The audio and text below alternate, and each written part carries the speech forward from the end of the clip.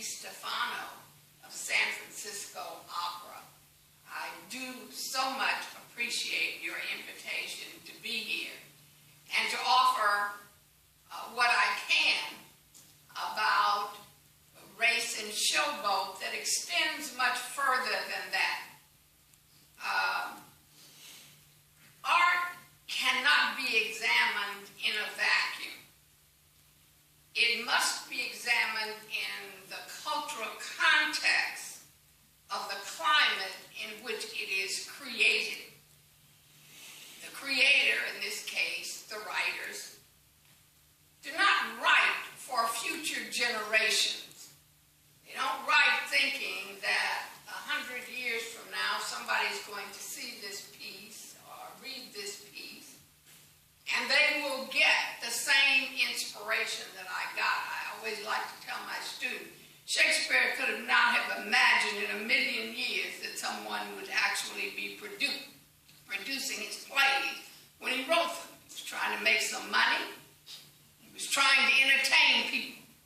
Since there were no copyright laws, he understood anybody could have taken his works and done anything they wanted with them. But he wanted the immediacy, and that's what art is about. Art is about what is happening at the moment.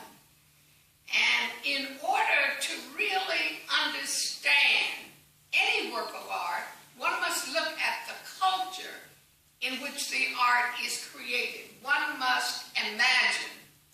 For a historian, I like to think imagination is the greatest tool. That we certainly do research. We love to do research. But the research is there to help us imagine what it must have been like at the time the art was created. And unfortunately, we can't turn the hands of time back and say, it sure would have been better had they made other choices that help us to understand what life is about. Because the reality is that the writer, whether it's Edna Ferber, or Jerome Kerr, Oscar Hammerstein, we're not writing for us. Okay?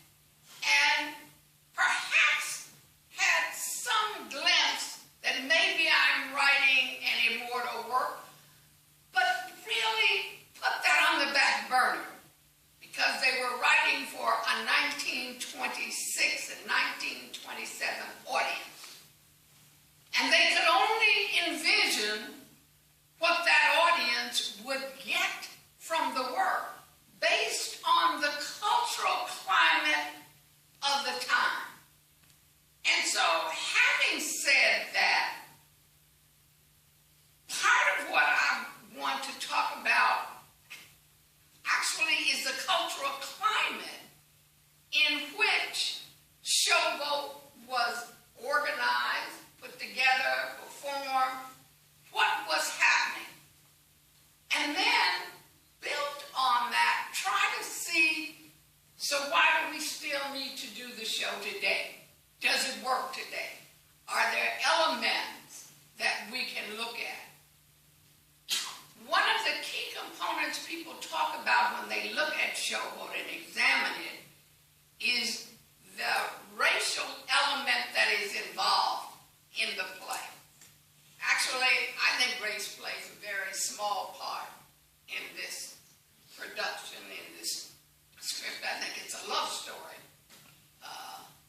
of two people who are trying to find themselves, and I'm not sure, for me, when I read it, the race is sort of thrown in as an extra kind of little part, but that's what I'm supposed to talk about, so that's where we'll do it, okay? I think that it is important in a cultural context to realize that when this play was first presented in 1927, this musical, very few African Americans would have even seen the production. Okay? So somehow we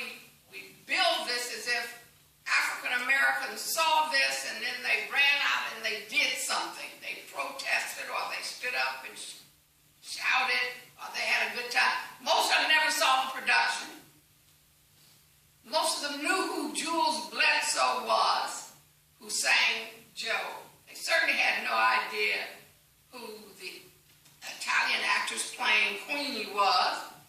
They had no idea about the chorus, and there were two choruses. They may have known some of the people who were in the African-American chorus because they worked in shows that were in Harlem, but they really didn't see the show.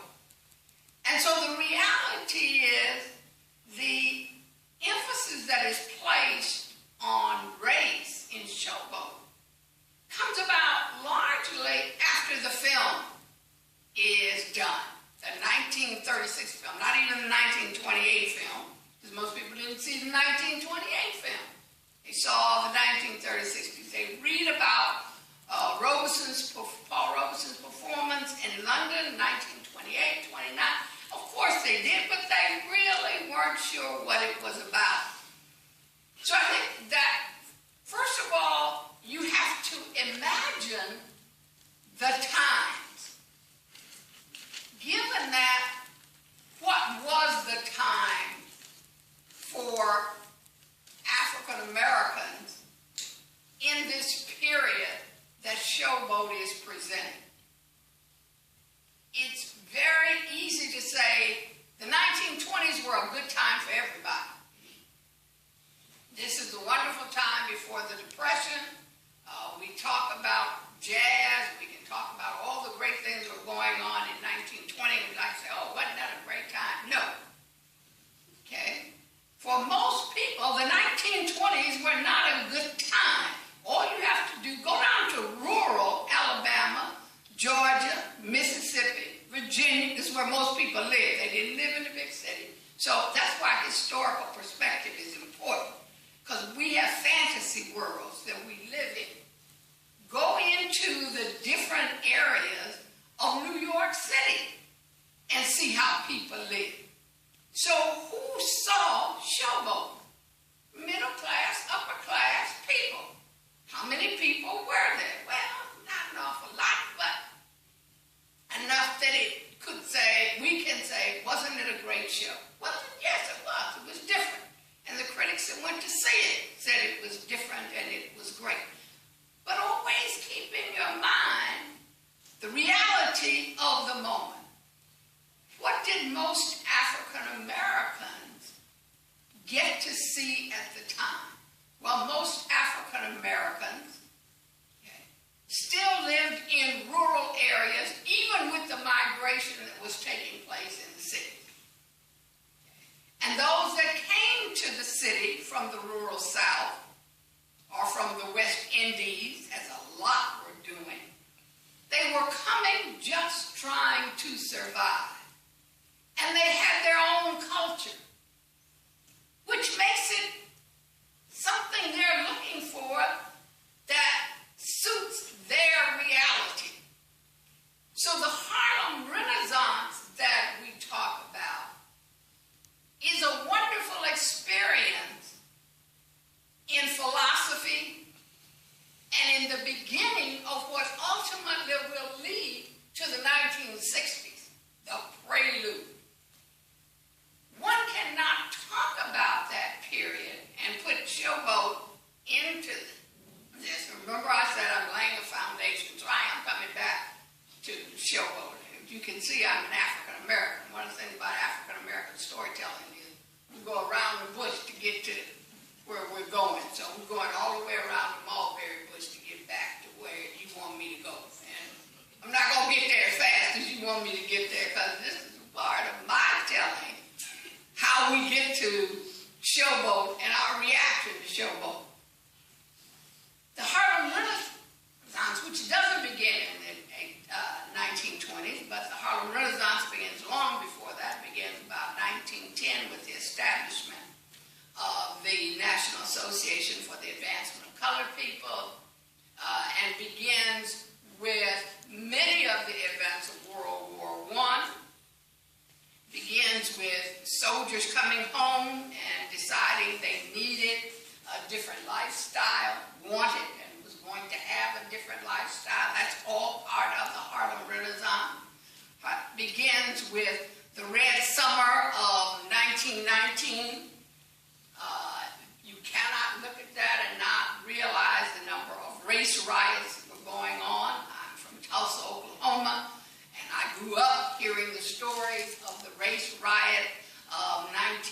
19 in Tulsa, Oklahoma, and what it meant to that city. As a matter of fact, there are a number of movies coming out. A play just opened in New York not too long ago on the race riot. All of that was about African Americans viewing the world in a different way. So by the time we get to what everybody wants to say is the Harlem Renaissance, which is the 1920s, what we have are artists and philosophers articulating a philosophical point of view, because it means that by the 1920s, African American scholars, particularly, are trying to define what is what Aileen Locke came to call the new Negro.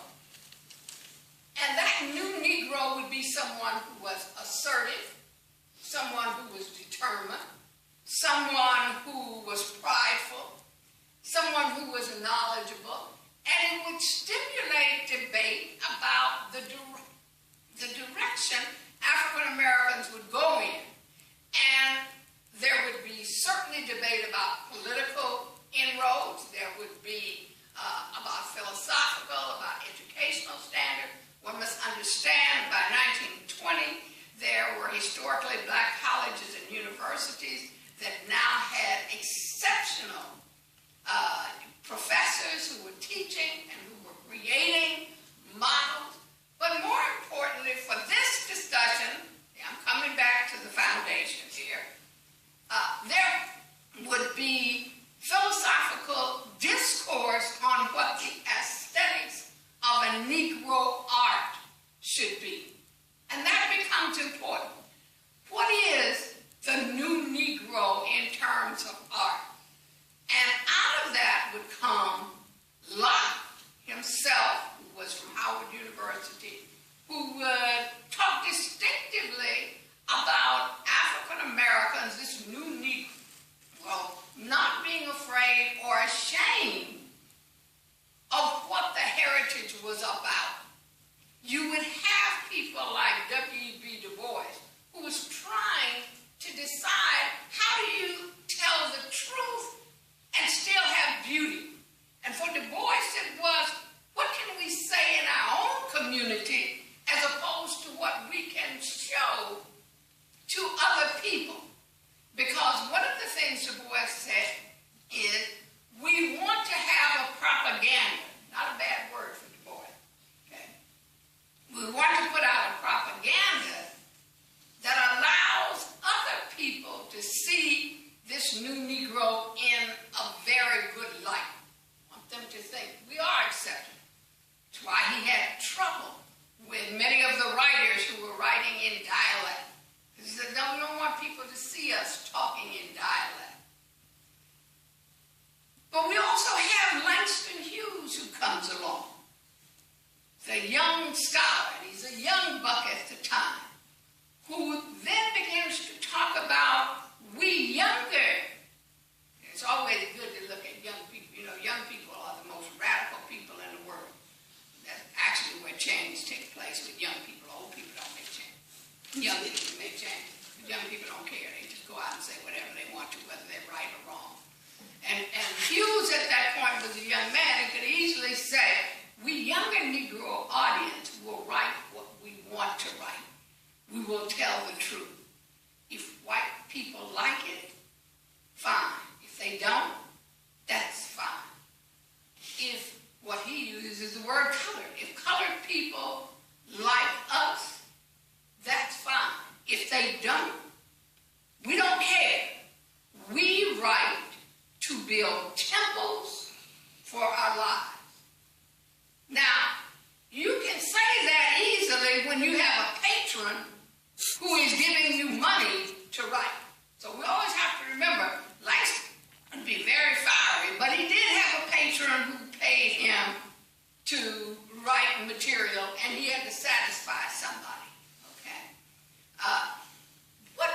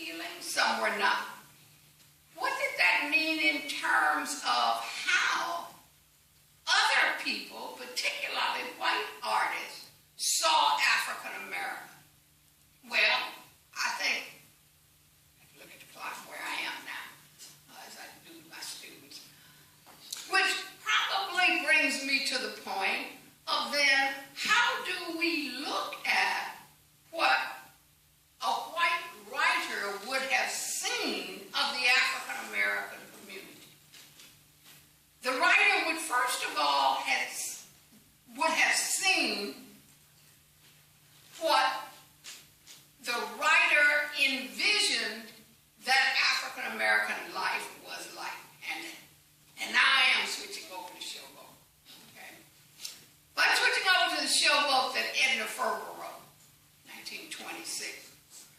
What becomes very interesting about this is she wants to write about Americana. What was life like and what was indicative of Americana? Well, one of the things that she saw as being one of the most indicative parts of American life was the old showboats, the steamboats that went up and down the Mississippi. It was considered a part of American life. Now, if we could take just a little, put a pin in that, just a minute, I'll come back to it. Put a pin means I got to stop here and do something, and then I'll come back to the boat. If you look at America, when she writes this in 1926, we're a little over 100 years old, about 1776.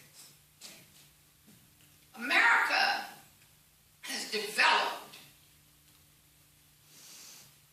extraordinarily in that short time, if you think about how old the rest of the world is. One of the things America has done by 1926 is it's identified its own identity. How do we stand out as America that's different from Europe? It's different from other parts of the world. What makes us American? And the critics would say there are really three components, and I'm not going to spend a lot of time on this. I'm actually coming back to Showboat. There are really three components that give America a uniqueness.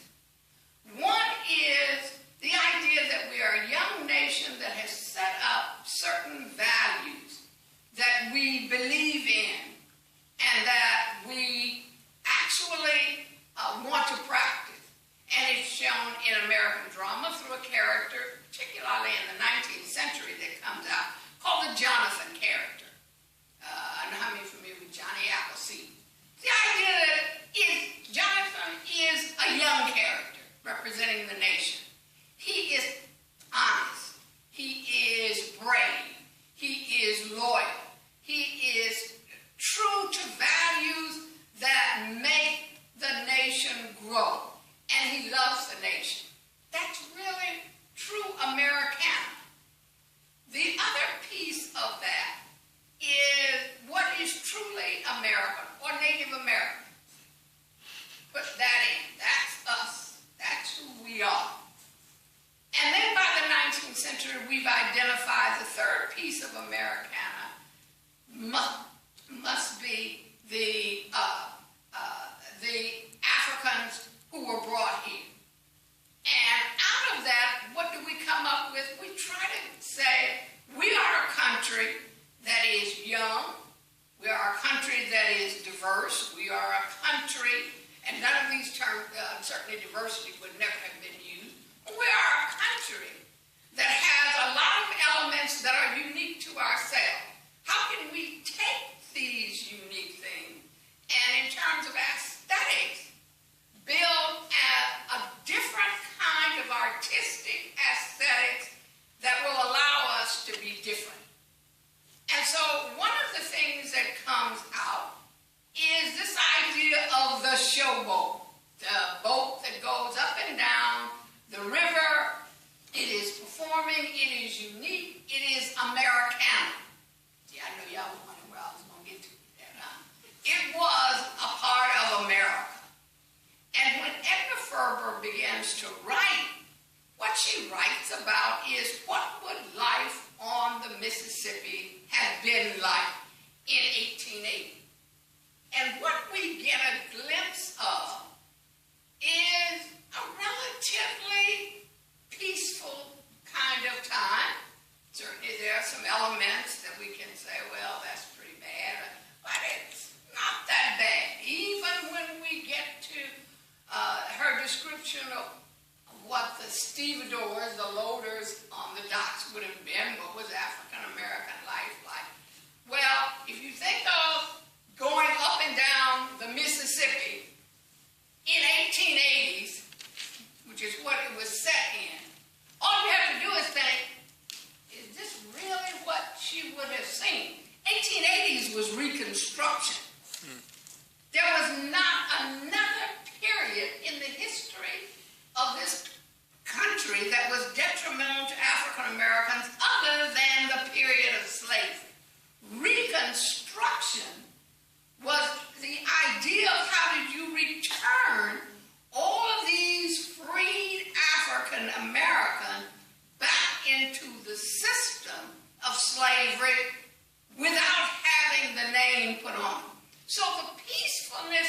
we see on the showboat is Edna Ferber's kind of imagination of what she thought life must have been like.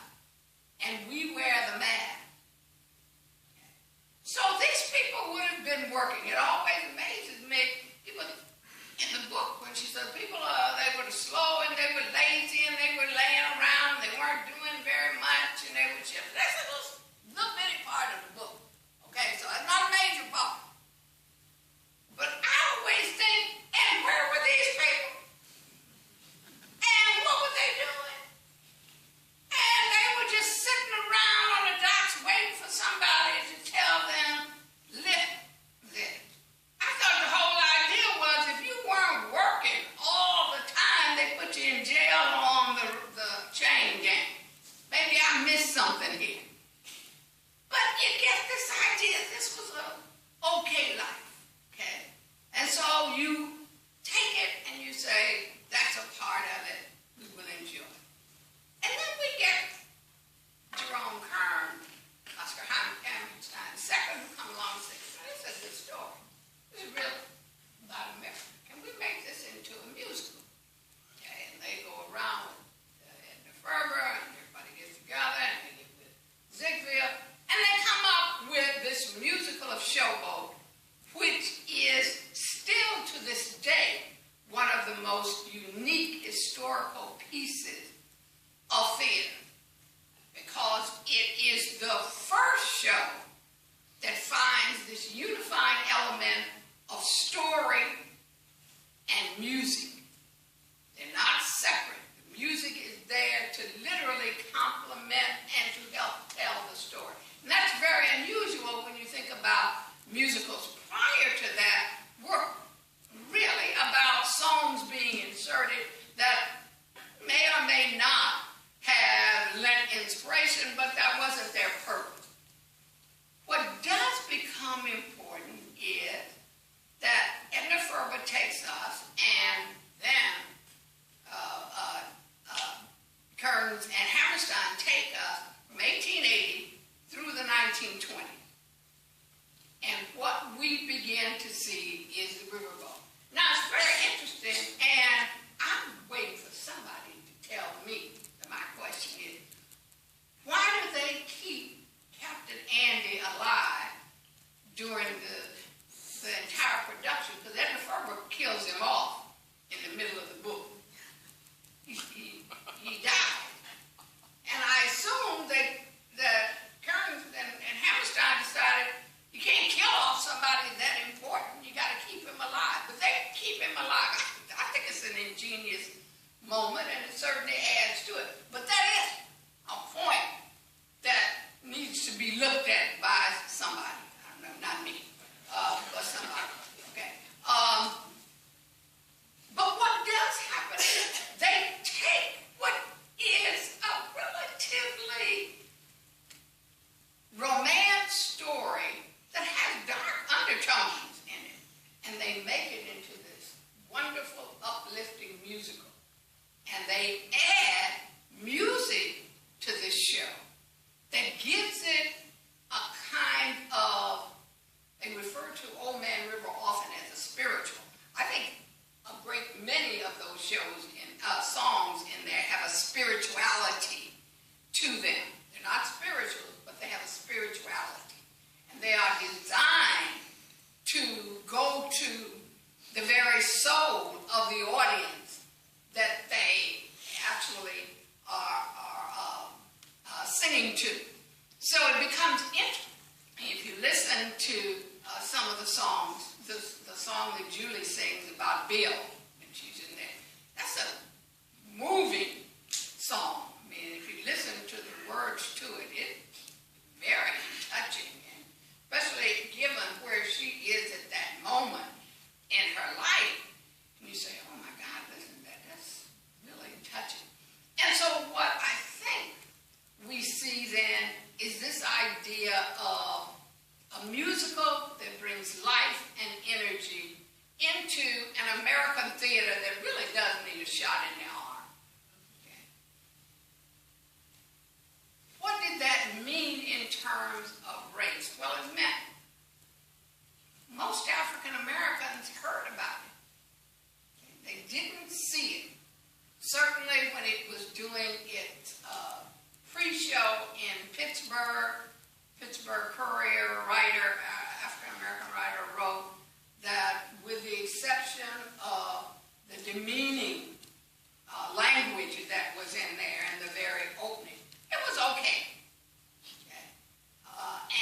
was fine.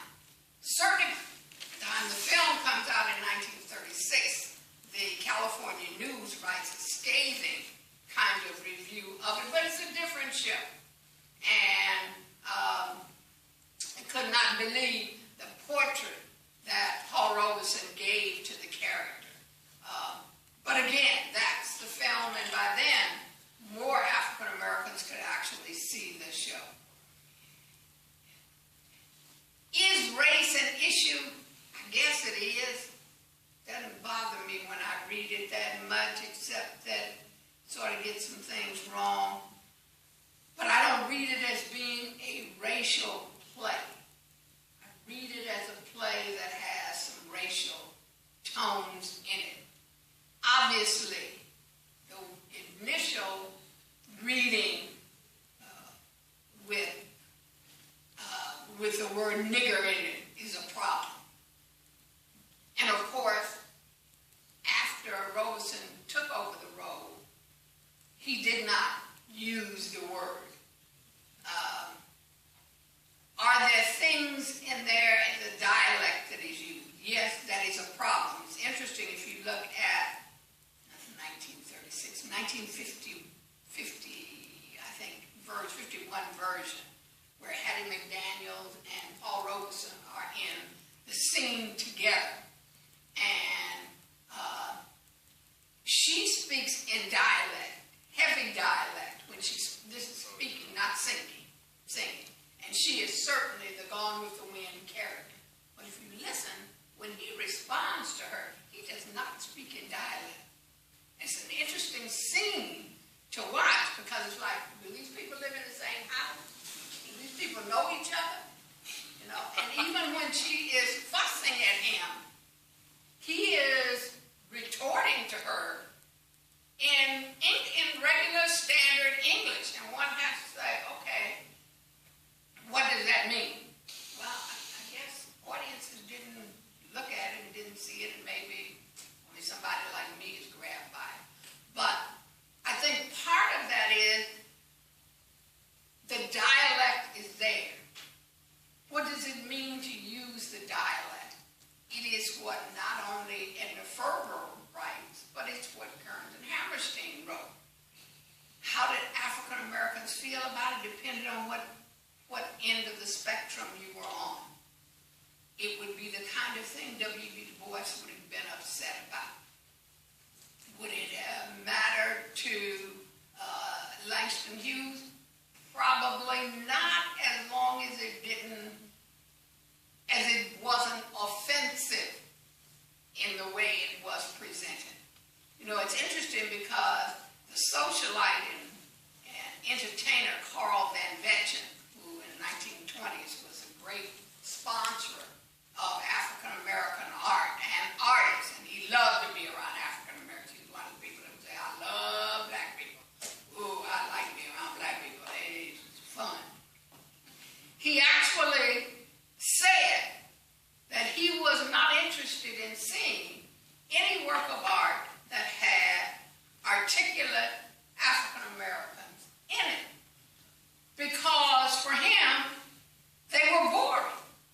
They were not exciting. Now, what he was saying is they're imitating whites who are boring. And if you take that out to its limit, what it says is white people are boring to me. I don't want to be around white people. Who do you want to be around? You want to be around these black people. And white people, they're not boring. I want to be around Bessie Smith. Because at some point, Bessie Smith is not just going to sing the blues. She probably going to knock somebody upside their head if they get in their face. Okay, I'm going to have some fun here. I want to be around someone like a Langston Hughes. I want to be around people that are singers and dancers. And that image that Van Vechten puts forth is very important, because it says something in a kind of narrow way about how many artists, whether they realized it or not, saw African American life. That there was this excitement about it, and therefore, if you could make it exciting, it was uplifted.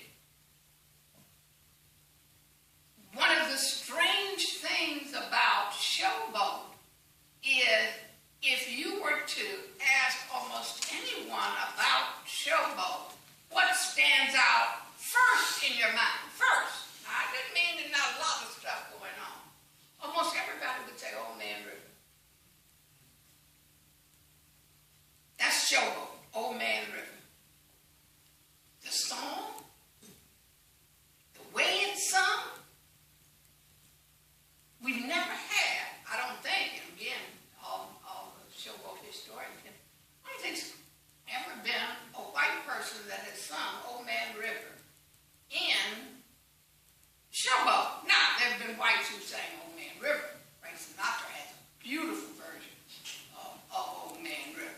But I'll bet you, if you heard it by Frank Sinatra, your first image would be, that's not the way it's supposed to go.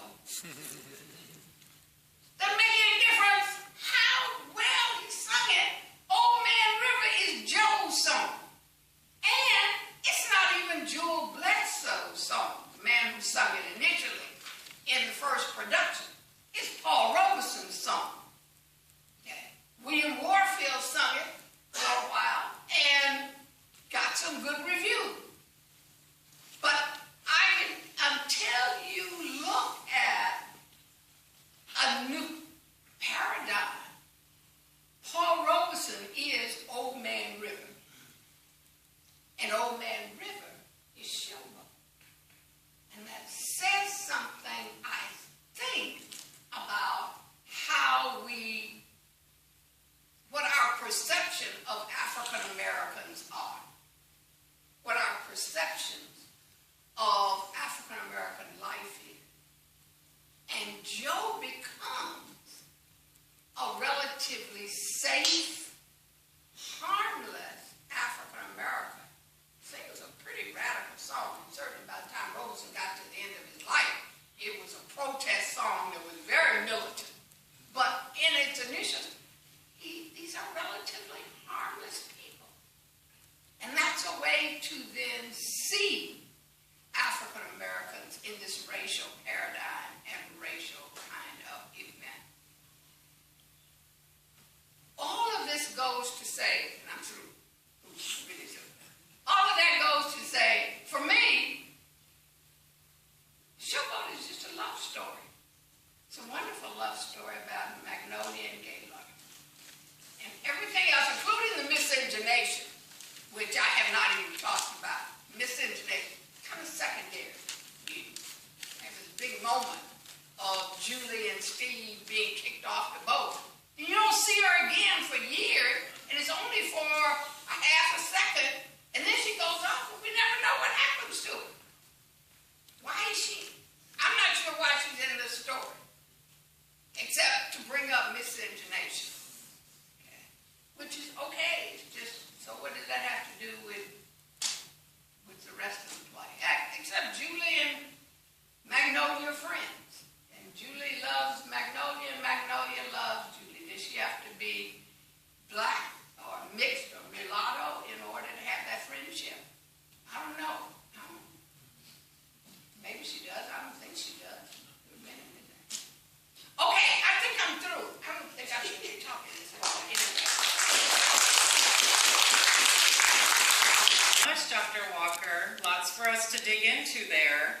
I would like to bring up to the podium to join you David Gockley, who is the General Director at San Francisco Opera, and he has quite a history with this piece, which we'll learn about. And he is considered one of the major innovators of American opera. He's been with San Francisco Opera since 2006 and is passionately committed to the premise that opera is a living art form that speaks to a variety of audiences. David and Dr. Walker, jump right in. Welcome. Oh, I've been talking too long, please. You're supposed to ask me some questions, Dr. Walker. Oh. Okay. I want to know, because now, after putting this in historical context, it's always, for me, important to know why do we do historical pieces? Why? What do they say to a contemporary audience? So, my first question, why did you decide you wanted to do Showboat?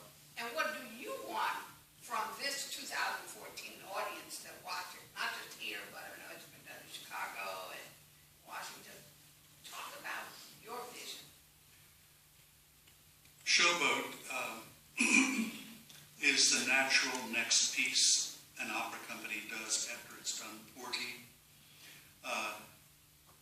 And before it does Oklahoma or Sweeney Todd or a number of these pieces that I call American operettas or classical musicals. And opera companies are looking for meaningful to the public, and the public is getting less Eurocentric oriented over the years and more open to embracing American stories and American pieces and American musical styles. And I think Porgy is a miracle. Of course, Porgy came after, about 10, 11 years after Shoba. Shoba was 1927, I think. Porgy was 1936. 35, thank you. I'm totally a non-factual person, but why do we do it? It's a great story and great music, and that's it. That's what opera is, and to have work that comes out of the American soul, and so much of what comes out of the American soul is what has come out of the Black American soul, and we have embraced it and loved it, and the whole idea of the magnolia in the first act of Shoba really grooving with the Can't Help Loving That Man Mine, and then going and becoming a performer and probably making that song a hit for the next 30 years in her act. Great story, great music. That's what opera is, or operetta, if you want to technically call it something, because it has spoken dialogue. I have, in my time, tried to get away from nomenclature and go back to the statement attributed to Leonard Bernstein, and that is, there are two kinds of music, good and bad. And as far as I'm concerned, Jerome Kern's music for Shoba is good. Let me ask you, the original production, the story goes 1880, 1920, and by the time we get to 1920, we see the particular of the African American chorus. Basically, is the same, in the same state it was in 1880. The choice of this production is that the African American chorus has been updated to 1920, not only in dress, but also in choreography. Can you speak to why that choice was made? All of the productions that we have done, that I have been involved with over the years, we wanted to make a statement that the African American people had attained a different stature in society, and therefore they were really dressed well. They were integrated within the group. There's no longer the black group. All of them sing the Queenie number. Everybody sings the Queenie number at the end. And that there has been progress made. Now, that may be true, maybe not, but it was a choice of the production that the state of black people had improved to some extent. And it's major. I mean, when you see it, that there's an evident choice that is made there. Talk about the character of Judy. Has there ever been a mulatto who's played that role, number one, and how do you see it? Yeah, when we did the production that went to Broadway in 1983, generally called the Donald O'Connor production, as he played the role of Captain Andy. You all remember Donald O'Connor singing in the rain, etc., etc. We were absolutely floored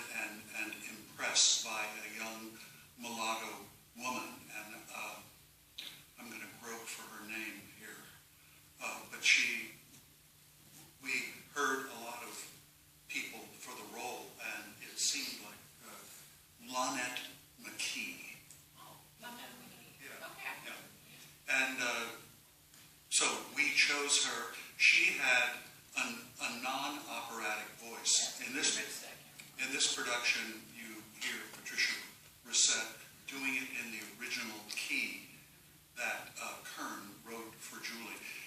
But Lonette McKee had this low voice, and I think we had to take everything down a fifth and rearrange all the orchestrations and the other vocal lines of the people that were singing with her, because we had oriented around her usable range.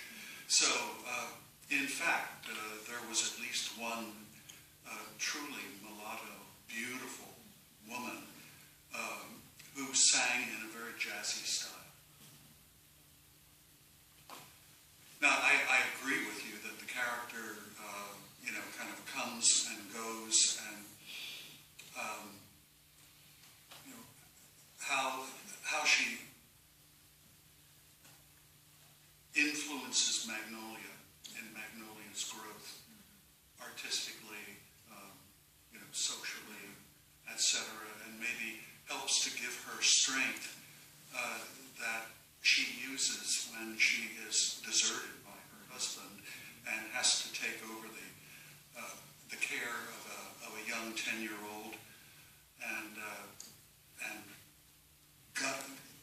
guts in a gutsy way creates a career for herself. What is it you want this audience to take away from production? That it's a great piece, and that the genre of the classic American musical is the province of today's opera houses. What problems did you find in staging the production here in San Francisco? Or were there any? It was a dream. There were no problems. It certainly helped that the production had, on its way to us, had stops in Washington, Houston, and Chicago. A lot of the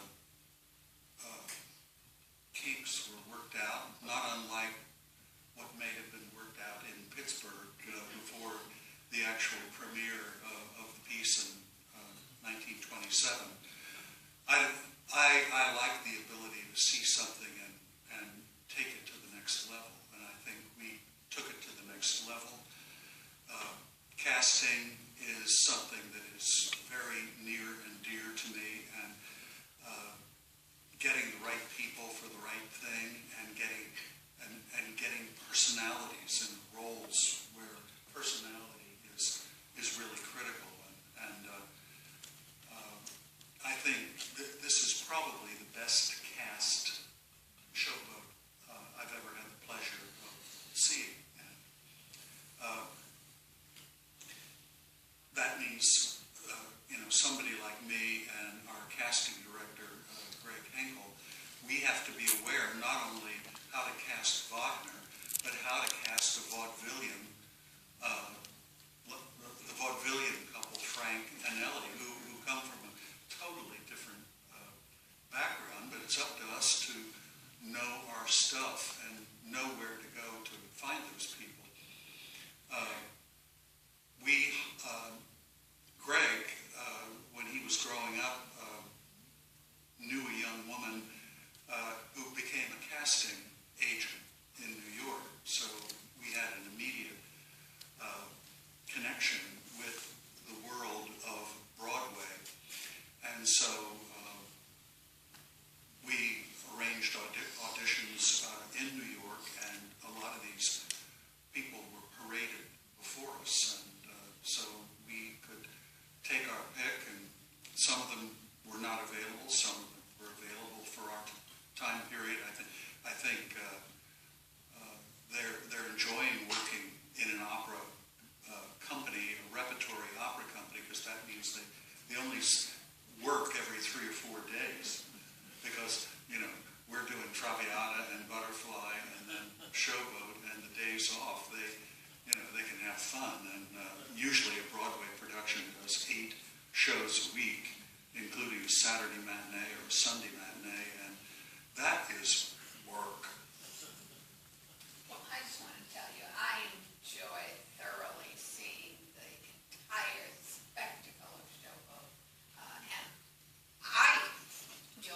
one of the things I'm always concerned about are audience.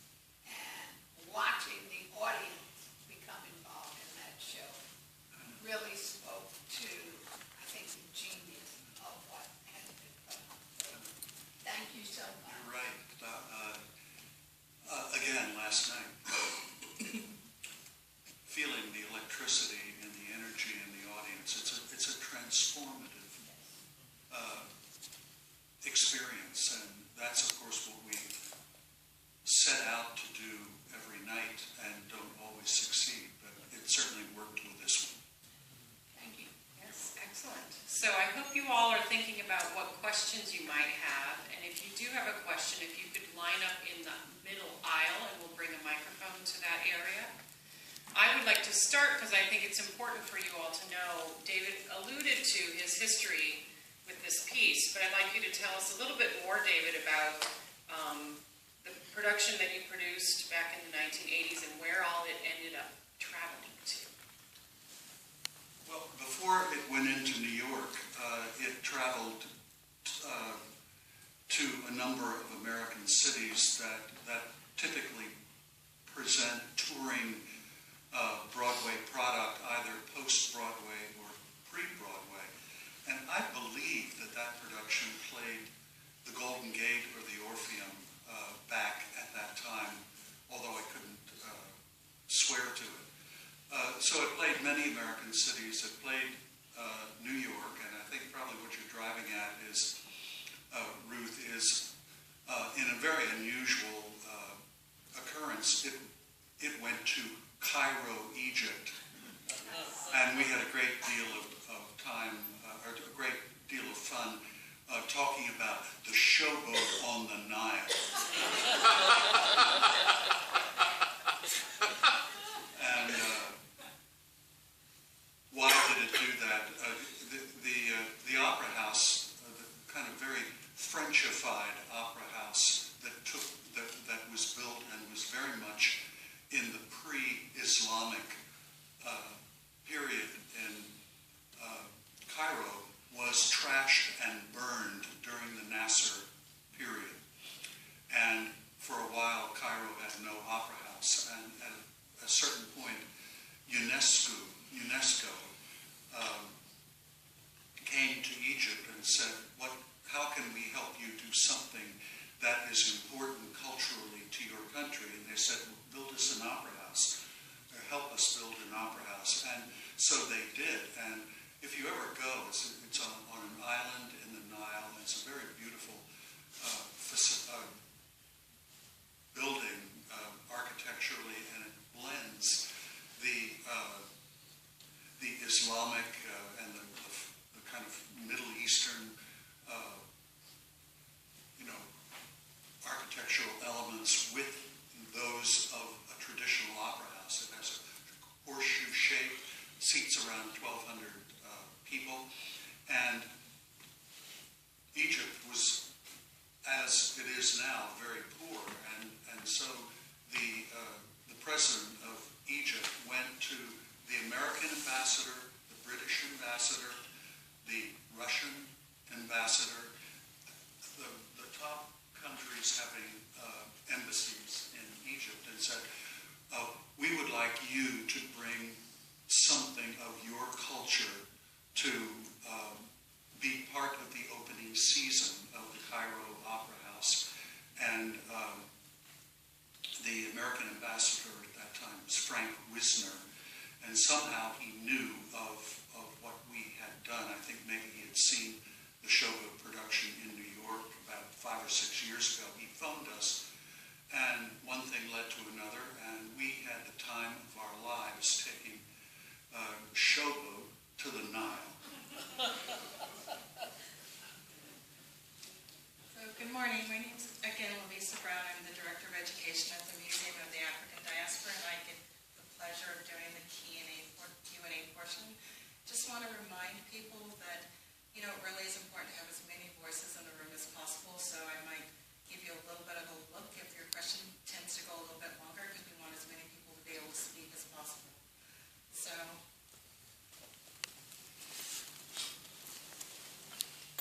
good morning. Thank you both for being here.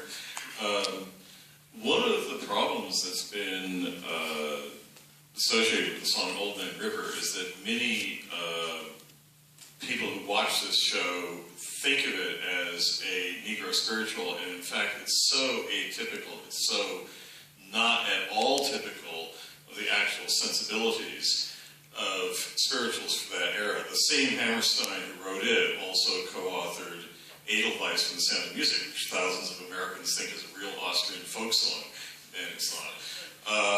So it seems to me that in the original show, this misconception is a little less likely because there's a lot of indications in the stage version that it's Joe's comment on the doomed romance of Magnolia and Ravenel, and then the editing in the film versions, both film versions, takes that away.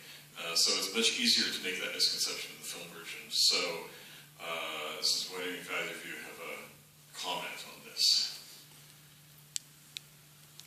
I think one of the things, again, I start off by saying you have to look at the cultural context of what was presented. It may have been easy for early reviewers to actually think of that as a Negro spiritual, because most people didn't know what Negro spirituals were. And when you hear Joe sing that, it's easy to think that's what a Negro spiritual was. But again, if you don't know, then it doesn't sound like it. For me, it's never sounded like a Negro spiritual, but that's because I grew up in Tulsa, Oklahoma, and we sang them all the time, so I knew the cadence and the key, the minor key notes that come out of that Negro spiritual. But again, gradually, I think you begin to see it more as a folk song and then a protest song.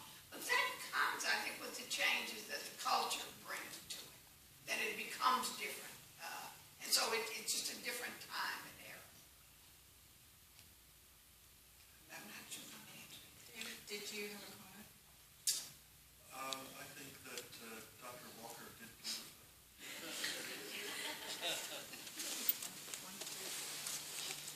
At the beginning, you mentioned that this is in a series of performances, starting with Porgy, then this, then Oklahoma. And then I missed what you said after Oklahoma. So I'm interested in that series and why it is a series.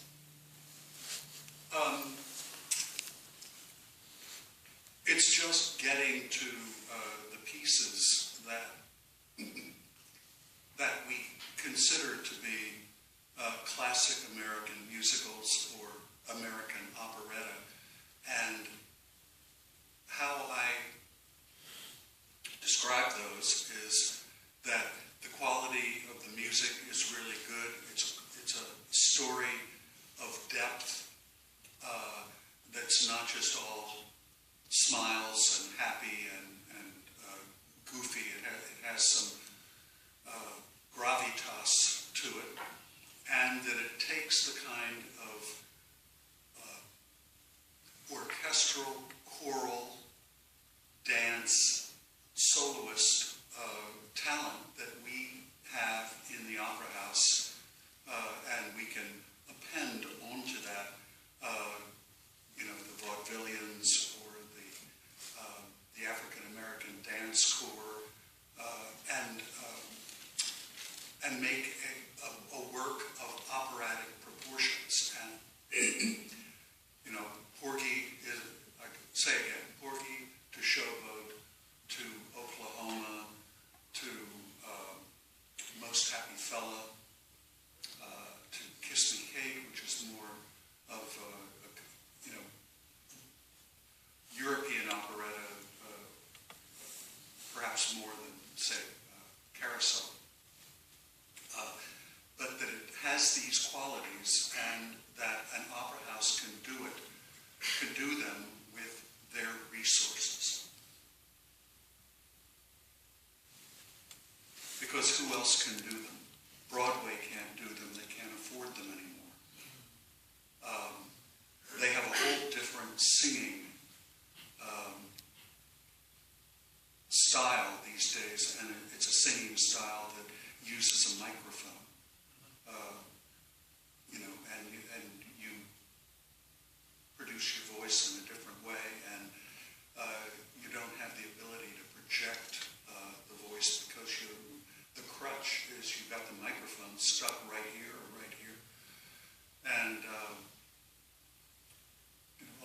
people still like the full-throated, classically trained voice.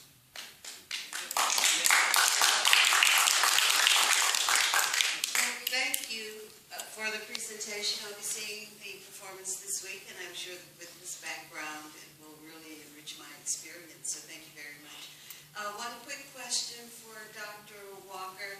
I wonder if there is some musical production appropriate for the opera stage that you would like to see done that has not been done. And one question for Mr. Gockley. We've seen new productions